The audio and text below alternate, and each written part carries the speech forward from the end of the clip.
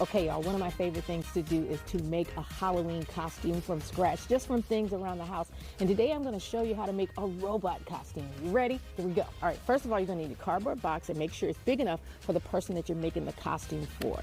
Then I went to the hardware store and I bought some flexible aluminum dryer vent duct. So they're two sizes.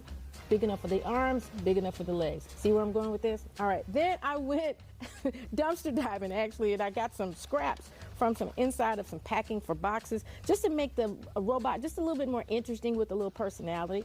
And I'm painting the box silver eventually. Then I got these really cool lights off of Amazon that you can change the colors, and if you want to add a little personality to the front of the robot, it's going to be really cool once we do that.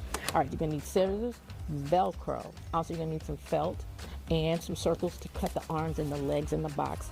And then for months, I've been collecting tops of drink bottles and Clorox bottles and you name it, any type of plastic lid around the house, I've been keeping it. And this is also some flexible tubing, and I'll show you what to do with that once we get there. All right, so the next thing I did was I spray painted my box silver with the metallic paint, and then I cut the holes here on the side for the arms, for the head to go through, and I cut the whole bottom out the bottom of the box. All right, so the next step, I took this flexible tubing. We want to make sure that the area where the arms go through and the head comes at the top, that way that protects whoever's wearing the costume. So I cut this at length and I secured that right there on the side and here at the top. So one of my favorite parts about building this robot is what we took two empty water bottles, and I spray painted them silver, took that felt that I had earlier with the yellow, orange, and red coming out the back, kind of like little flames, you know, like little turbo boost to give it a little bit more oomph, you know what I mean?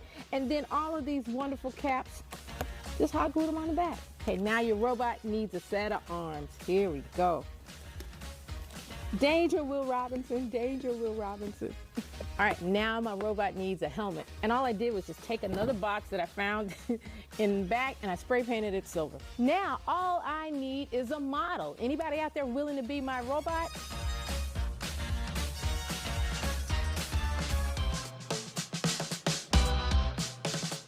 Hey, thanks for hanging out with me. I'm gonna have all of this information on how to build your own DIY robot on CW33.com.